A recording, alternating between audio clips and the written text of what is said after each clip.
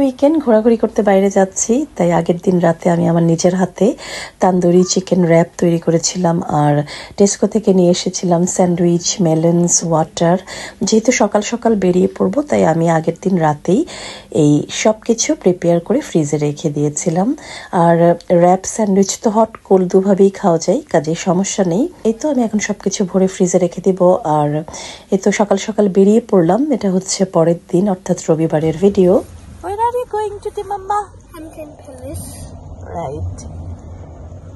And what are you going to see there? Flower garden. And the palace as well? Yeah. Okay. Yeah. Very excited?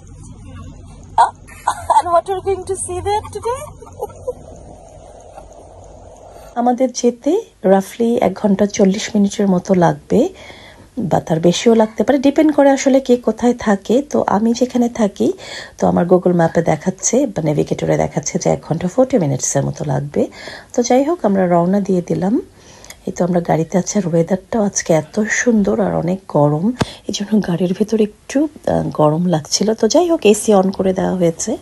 আমার আজকের look off white একটা dress পরেছি, আর হাতে ছিল bracelets, peachy pink nail করেছি।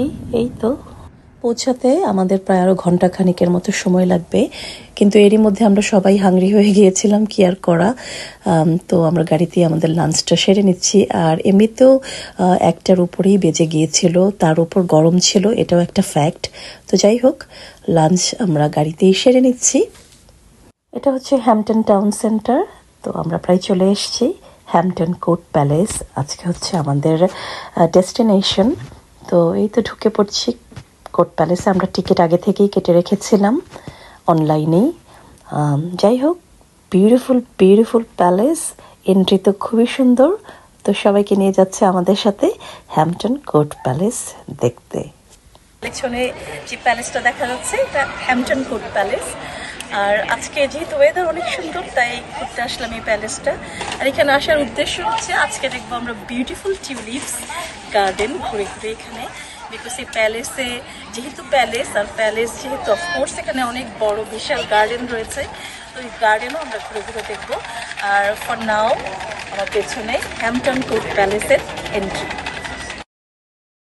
প্রথমে আমরা king Henry palace বা রাজা হেনরির রাজপ্রাসাদ যাই বলি না কেন, ওটা ঘুরে ঘুরে দেখবো। দেন আমরা প্যালেসের গার্ডেনটাও ঘুরবো।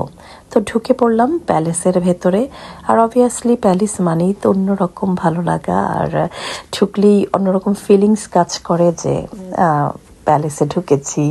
আগে রাজা রানীরা কিভাবে থাকতো, তাদের থাকার জায়গা, তাদের sitting room, bedroom, dining room কেমন ছিল, তাদের অজানা নানা ইতিহাস, এই সব কিছুই তো আসলে জানা যায়। তো এই হচ্ছে, আই থিঙ্ক এটা রিসেপশন কাইন্ডের সামথিং কিছু ছিল, বিশাল একটা রিসেপশন। এরপর তো আমরা চলে গেলাম ডাইনিং রুমে, যেখানে রাজা হেনরি খাওয়া দাওয়া করতো। তো ওখানে আমরাও একটু বসে ফটোশ্যুট ভিডিও করে নিলাম। ইতিহাস বলে রাজা হেনরি প্রচুর খাওয়া দাওয়া করতো, এই জন্য পরবর্তীতে একটু বাল্কি হয়ে গেছিল। তো যাই হোক, এই হচ্ছে রাজা হেনরি, দুজনই রাজা হেনরি। আমার মনে হয় ওটা একটু আগের, আর এটা একটু পরের কার ছবি। আর এটা হচ্ছে back entrance of the palace. খুবই সুন্দর, শ্যান্ডেলিয়ারগুলো ভালো লাগছিল, stairs, case, everything was nice.